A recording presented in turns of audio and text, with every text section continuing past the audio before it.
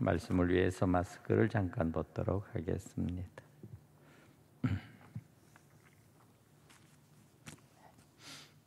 오늘의 말씀은 디모데에게 사도 바울이 마지막 편지를 써서 사랑하는 아들 디모데를 격려하고 또한 주의 일꾼으로 세우는 그러한 말씀이기도 합니다.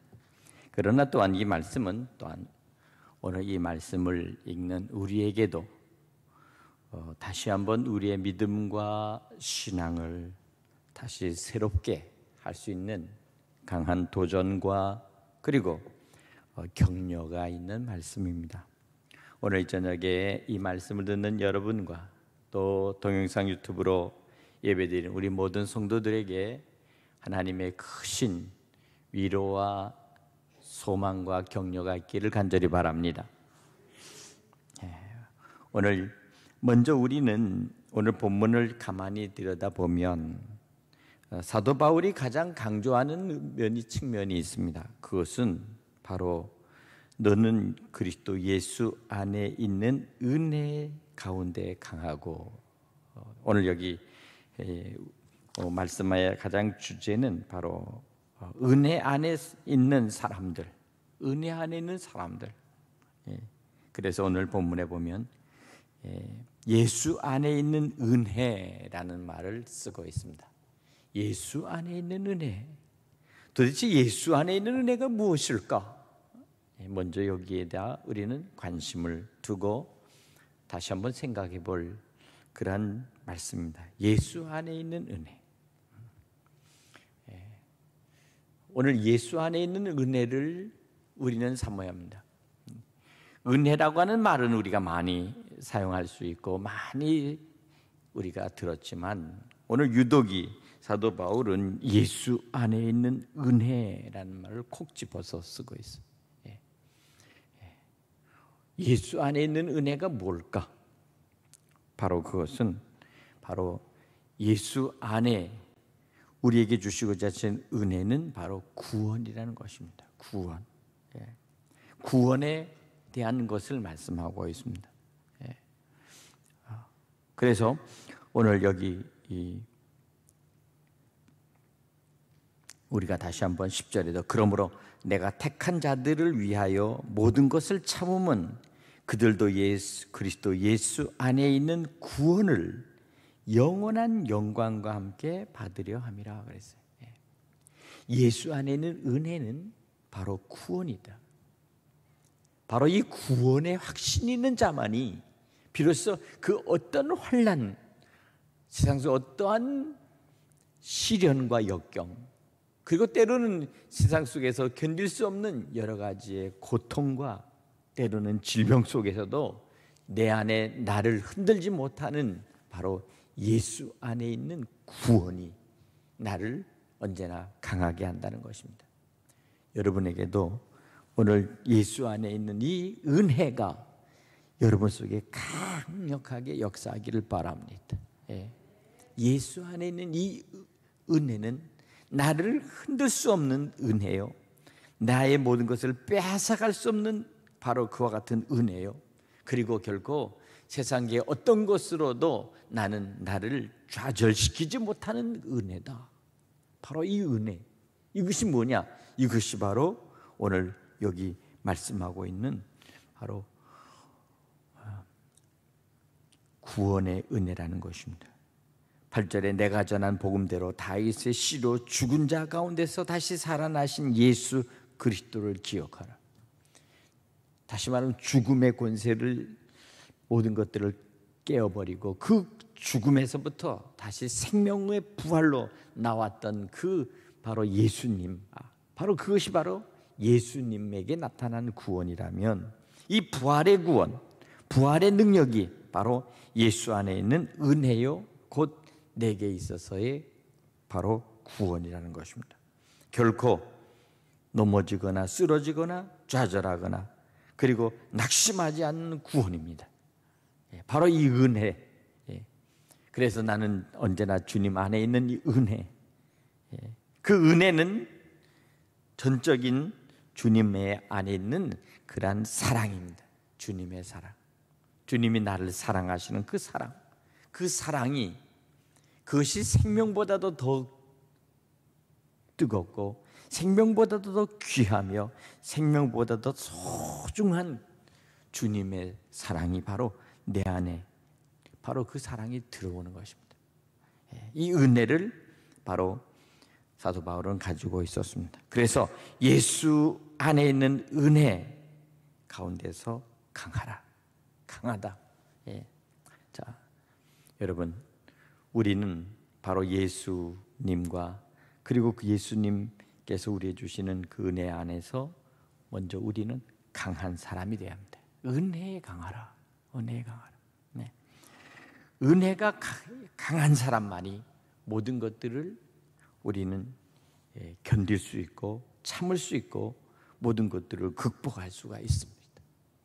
오늘 그러니까 여러분들 안에 은혜 가운데서 강한 은혜가 있기를 간절히 축원합니다. 네. 바로 이러한 강함이 있을 때, 은혜가 강할 때 비로소 많은 사람 앞에서 바로 오늘 여기 충성된 사람들에게 복음을 끝까지 지킬 것을, 복음을 전파할 것을 그들에게 부탁하고 가르칠 수가 있다는 것입니다. 어떻게 주님의 그 은혜 가운데 강할까? 바로 그것은 주님과의 아주 밀착된 사랑입니다. 주님 안에서 정말 예수님을 온전히 사랑하는 예수님과의 그 깊은 그 사랑의 관계가 있어질 때 비로소 은혜가 강한 것입니다. 여러분들 정말 우리가 주님을 정말 얼마나 사랑할까? 내가 정말 주님을 사랑하는 그 사랑이 정말 우리 속에 얼마나 강한가? 바로 이와 같은 것이죠. 그럴 때 비로소 그 사랑 안에서 비로소 모든 것들을 이길 수가 있는 것이요. 또한 충성된 자들을 선택하고 그들에게 부탁할 수 있는 것입니다.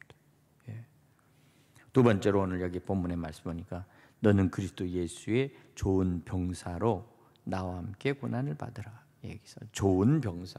사실 병사가 좋은 병사가 어디 있겠어요? 전쟁터에 나가기 위해서 키워지는 사람들이 병사입니다. 언제나 싸움에 싸워서 그 피하의 살육전 속에서도 결국은 적을 무찌를 수 있는 강한 힘을 가진 바로 군대를 바로 이끌어가는 바로 그런 사람들이 바로 병사입니다. 군인들이죠.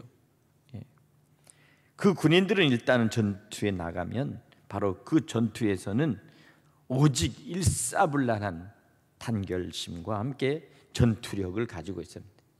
싸워서 승리한다고 하는 전투력이요, 싸워서 반드시 승리해야만이 우리는 살 수 있다고 하는 그런 결사적인 그런 각오입니다. 결사적인 일사불퇴의 각오죠. 얼마 전에 우리가 이제 쭉 제가 가끔 아침마다 자전거를 타고 저 광덕산을 넘어갈 때 보면 거기가 이수신 장군이 그 백이종군 하는 길이 있어요. 백이종군. 그러니까 당신이 그 뭐죠?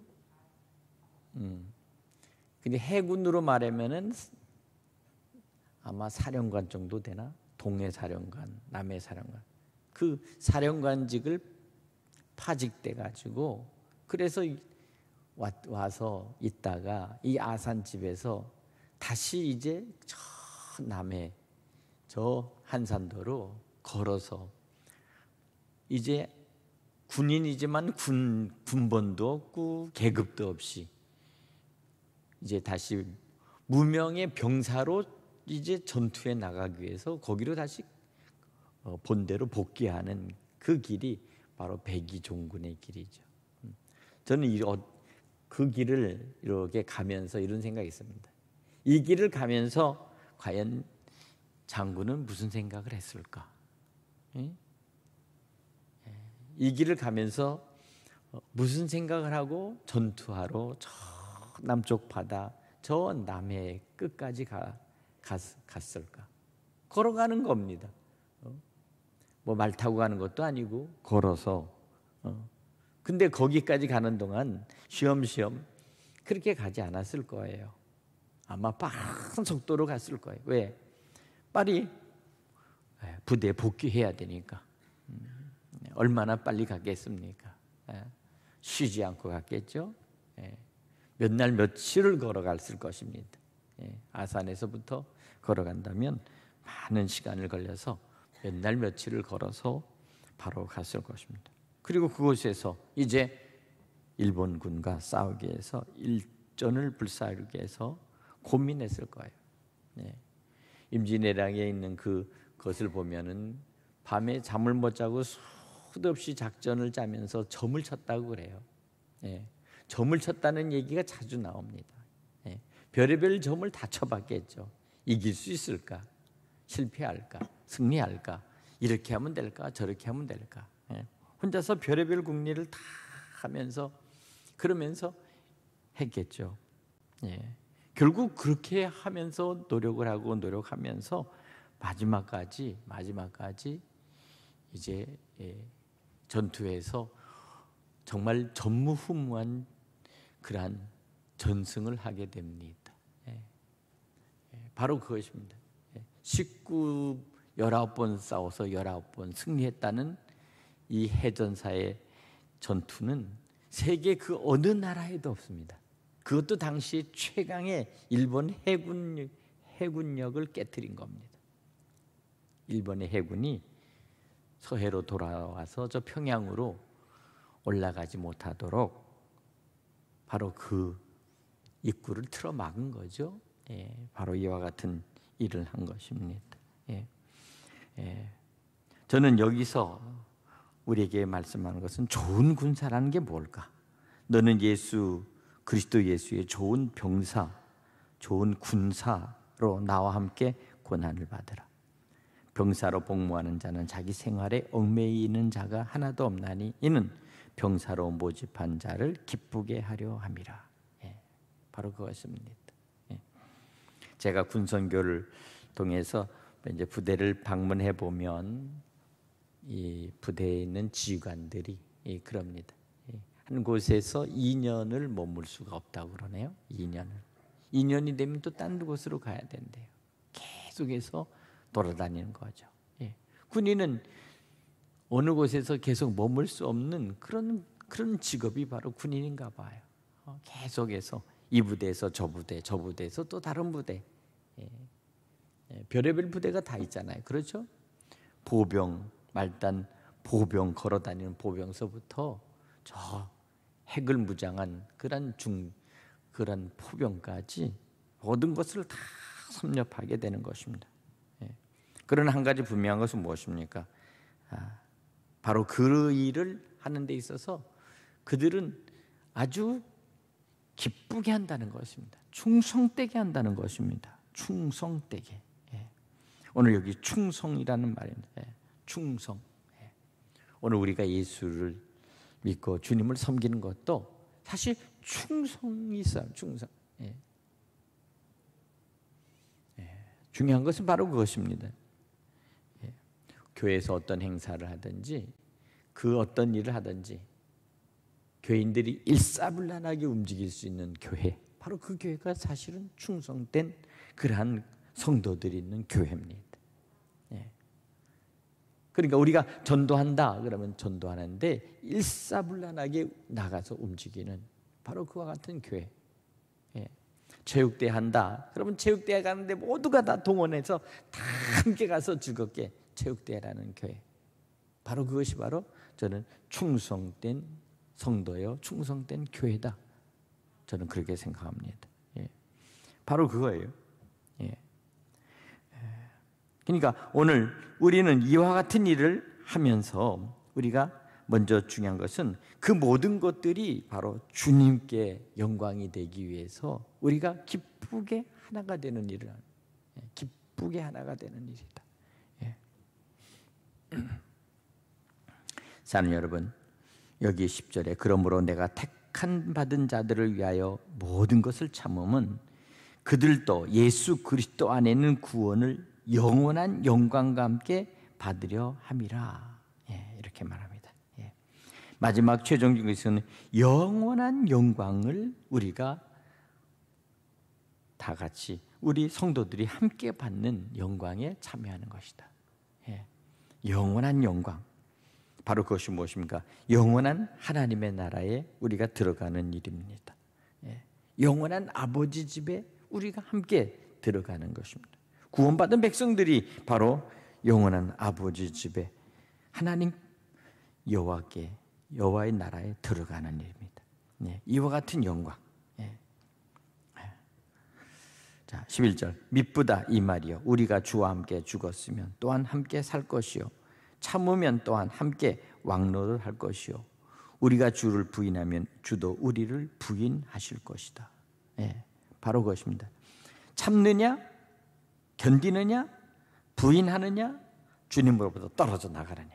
바로 이것이 바로 우리의 모습이라는 것입니다. 우리가 끝까지 참고 주님을 섬기고 주님을 따르고 주님께 충성하고 주님 앞에서 모든 것들을 다 고난을 받으면 반드시 우리에게 영원한 영광의 나라를 우리에게 상급으로 주실 것입니다. 또한 우리에게 영원한 영광의 그 마지막에 그 상급이 우리에게 있을 거예요. 자, 그래서 참으면 또한 함께 왕노릇 할 것이다. 나중에 우리의 모습이 왕노릇이라는 게 어떤 것일까? 여러분, 왕노릇 한다는 게 바로 엊그저께 엘리자베스 2세가 서거하셨죠? 자, 왕이라는 게 어떤 것인가 하는 것을 우리에게 보여준 그 대표적인 것이 바로 이번 영국 엘리자베스 여왕의 마지막 서거식 같아. 수없이 많은 나라, 50개의 나라의 대통령, 수상, 가장 일본에는 일본의 왕이 와서 참배를 했잖아요. 왕이 계승하는 것도 아니요, 왕이 서거해서 이제 죽었는데도 불구하고 그렇게 위험 있는 것을 보면서 왕이라는 것이 저런 거구나 하는 것을 우리에게 보여준 대표적인 이 시대 말에 우리에게 보여준 하나의 광경, 실제 모습입니다. 왕이라는 사람은 바로 저런 사람이구나. 왕의 모습으로 이제 될 때, 이제 그 아들 찰스 3세가 이제 왕이 될 때, 임관할 때 제가 한번 지켜봐서 그때 왕은 어떻게 임관하나 하는 걸 보고 싶어요. 내년에 왕이 이제 임관한다고 그러죠. 그러니까 그 웨스트민스터 사원 그 교회에서 이제 왕으로서 이제 임명 그 왕관을 쓸 것입니다. 그때 또한 모습이 어떠한가? 그 어머니가 죽었을 때의 모습에 그것처럼 그 아들이 왕이 될 때 그 모습이 어떤 것인가? 그 모습 속에서 오늘 여기 우리에게 주신 말씀은 참으면 또한 함께 왕노릇 할 것이다. 이렇게 우리에게 말씀합니다. 이 왕노릇이라는 것은 하나님 나라에 있어서의 우리를 왕노릇 할 수 있도록 해주신다는 것은 얼마만큼의 큰 영광일까? 아마 그와 같은 걸 거예요. 우리가 세계적인 그 왕의 서거가 어떠한 것인가? 그것도 여왕의 서거입니다. 여왕의 서거. 근데 그 아들이 이제 왕으로서 이제 취임할 때 어떠한 모습의 왕의 모습일까 하는 것처럼 오늘 여기 성경에서 우리에게 주시는 왕노릇이라고 하는 것은 바로 영원한 영광이 있는 왕노릇이다. 시시하게 이 땅에서 살아가는 우리의 모습이 아니라 그 나라에 있어서의 우리의 모습은 너무도 다른 모습일 것이다. 수천억의 그 천사들이 바라보면서 그러면서 환호하면서 부러워하고 그리고 모든 것들을 주목할 수 있는 것. 그 천사들이 바로 하나님께서 창조하신 창조물인 이 우리를 그리스도 안에서 왕노릇하는 모습, 그 모습을 지켜볼 것이라는 거예요. 자, 바로 이것입니다. 그럼 천사들은 뭐냐? 천사들은 바로 구원받은 자들이 부리는 바로 하늘의 영, 부리는 영이다, 시종이다, 이렇게 성경이 기록하고 있어요. 시종. 천사는 구원받은 자들이 부리는 시종이다. 자, 오늘 여기 13절에 우리는 미쁨이 없을지라도 주는 항상 미쁘시니, 여기다 미쁘다라는 말은, 이 말은 영어로 faithful, 신실함이라는 뜻입니다. 거짓 없이 온전한 진실함만을 그대로 드러내는 것, 이것이 미쁨이다. 미쁘다. 우리는 100% 우리는 온전하고 신실하고 진실하지 못하다는 거예요. 그래서 우리는 미쁨이 없을지라도 이렇게 표현합니다, 바울이. 그러나 주는 항상 미쁘시니, 변함이 없으시고 신실하고 진실하시며 공의와 정의로우시며, 그러면서도 언제나 변함없으신 것, 그것을 미쁨이란 단어. 한글에도 어떻게 보면요, 이 한글 표현이 굉장히 때로는 도대체 이 표현이 뭘까, 우리에게 의문을 주는 그런 많은 글이 있어요. 오늘 여기서 이 미쁨이란 단어가 그것입니다. 진실함, 다시 말해 진실 그 자체라는 뜻이에요. 그러니까 예수님은 언제나 진실 그 자체다. 그러니 당신께서 행하신 말씀과 그리고 당신의 모든 것들이 결코 자기를 부인하실 수 없다. 그 자체이기 때문에 변할 수가 없다는 거예요. 이미 주께서 말씀하신 모든 것과 주께서 계획하시고 뜻하신 모든 것들이 분명하고 확실하게 이루어질 거라, 그 말이에요. 이것이 바로 오늘 우리가 은혜 안에 사는 사람, 예수 그리스도 예수 안에, 은혜 안에 강하고 왜 강해야 되는가에 대하여 우리에게 필연적으로 말씀하시는 말씀입니다. 오늘 우리가 이 말씀을 다시 한번 보면서 정말 우리는 은혜 안에 강한 믿음의 성도들이 되어야 되겠구나. 어떻게 하면 내가 더 은혜 안에 강한 믿음의 성도가 되고 충성된 성도가 되고, 그리고 그리스도의 좋은 군사 같은, 사실 그렇잖아요. 군인들이 그 전선에서 서서 공격 앞으로 해서 공격하면 그냥 빗발치는 총알이 날라오고, 그래도 그냥 튀어나가는 겁니다, 적진을 향해서. 사실 그렇잖아요. 나가면 개죽음이다 라는 걸 누구나 다 알아요. 총 맞으면 그냥 현장에서 다 죽어나가잖아요. 전투라는 게 그런 거잖아요. 그래도 전투는 지휘관이 공격하면 그냥 다 일사불란하게 공격하는 거예요. 죽기를 각오하고 공격하는 거예요. 이와 같은 것이 뭐냐? 이것이 바로 충성심입니다. 충성심. 절대적인 명령에 복종하는 충성심. 바로 그것입니다. 전투는 바로 그와 같은 것이, 이게 바로 군인의 본분입니다. 군인의 본분. 우리가 예수를 향해서, 주님을 향해서 우리의 충성심은 뭐냐? 바로 오늘 본문에 있는 것처럼 우리에게 말씀하자고 있잖아요.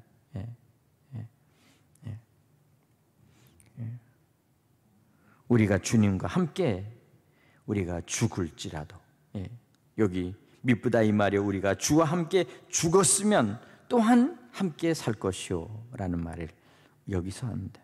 주와 함께 죽겠다라는 말을 사도 바울이 말씀 안에서 갖고 있는 것은 바로 오직 예수께만 충성하겠다, 오직 예수님만 나는 바라보고 그분만의 말씀만 나는 따르겠다, 바로 그겁니다. 이것을 여러 가지 모양으로, 여러 가지의 형태로 예를 들어서 오늘 본문에 말씀하고 있습니다. 그리스도 예수의 좋은 병사라는 말을 쓰고 있죠. 자, 거기에다가 10절에는 택함 받은 자라는 씁니다. 택함 받은 자. 오늘 여러분들은 주님 안에서, 예수 안에서 택함 받은 자라는 사실을 여러분 마음속에 깊이 여러분 속에 새겨 주님 안에 나는 택함 받은 자다라는 분명한 확신이 있기를 바랍니다. 예, 정말 주님 안에서 나는 택함 받은 자다. 예, 바로 이것입니다. 예, 오늘 이와 같은 말씀을 가지고 믿음 안에서 정말 이 9월 한 달 동안 끝까지 믿음 안에서 승리하시는 여러분 되시기를 간절히 축복합니다. 기도하겠습니다. 하나님 아버지시여,